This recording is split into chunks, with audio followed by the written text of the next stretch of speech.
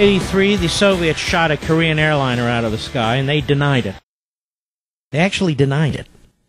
And we have this Malaysian jet shot out of the sky with reportedly 23 Americans on it, and Putin blames the Ukrainians.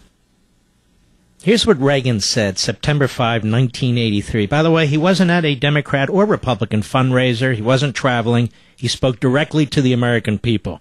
Cut 12, go. And make no mistake about it, this attack was not just against ourselves or the Republic of Korea. This was the Soviet Union against the world and the moral precepts which guide human relations among people everywhere. It was an act of barbarism, born of a society which wantonly disregards individual rights and the value of human life and seeks constantly to expand and dominate other nations.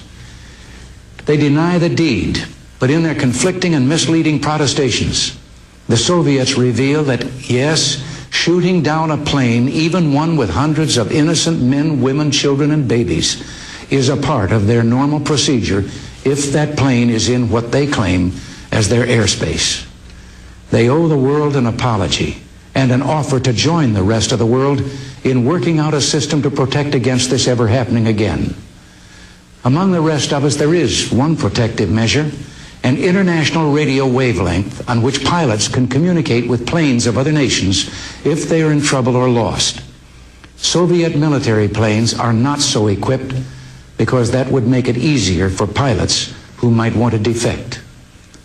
Our request to send vessels into Soviet waters to search for wreckage and bodies has received no satisfactory answer. Bereaved families of the Japanese victims were harassed by Soviet patrol boats when they tried to get near where the plane is believed to have gone down in order to hold a ceremony for their dead. But we shouldn't be surprised by such inhuman brutality. Memories come back of Czechoslovakia, Hungary, Poland, the gassing of villages in Afghanistan. If the massacre and their subsequent conduct is intended to intimidate, they have failed in their purpose. From every corner of the globe, the word is defiance in the face of this unspeakable act, and defiance of the system which excuses it and tries to cover it up. With our horror and our sorrow, there is a righteous and terrible anger. It would be easy to think in terms of vengeance, but that is not a proper answer. We want justice and action to see that this never happens again.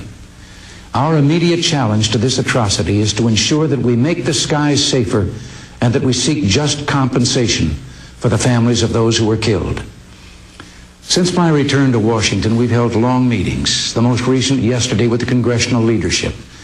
There was a feeling of unity in the room, and I received a number of constructive suggestions. We will continue to work with the Congress regarding our response to this massacre. As you know, we immediately made known to the world these shocking facts as honestly and completely as they came to us. We have notified the Soviets that we will not renew our bilateral agreement for cooperation in the field of transportation so long as they threaten the security of civil aviation. And here's Obama on a campaign run today, by comparison, in Wilmington, Delaware. Cut one, go. Obviously, the world is watching reports of a downed passenger jet near the Russia-Ukraine border. And it looks like it may be a terrible tragedy. Right now, we're working to determine whether there were American citizens on board. That is our first priority. And I've directed my national security team to stay in close contact with the Ukrainian government. The United States will offer any assistance we can to help determine what happened and why. And as a country, our thoughts and prayers are with all the families of the passengers wherever they call home. I want to thank Jeremy for that introduction. Give Jeremy a big round of applause. It is great to be in the state that gave us Joe Biden. And off he goes. Off he goes. There he goes. He gave that 40 seconds. Reagan spoke to the nation for 20 minutes, 40 seconds. And people are getting angry about this. They're getting angry about how Obama conducts himself. They're getting angry about how disconnected he is from reality, how selfish the man is. A 40-second mention of the Malaysian plane crash that killed, reportedly, 23 Americans before his all-important transportation speech, and then off he flies to New York City for 2 Democrat fundraisers? He's interrupted with applause. He gives 16 minutes of his prepared remarks. Does that sound like a man who's to be taken seriously by our enemies, let alone the citizenry in this country? This is why Putin thinks he can get away with anything he wants. I'm not saying they meant to shoot down a commercial airliner, but they and their friends did.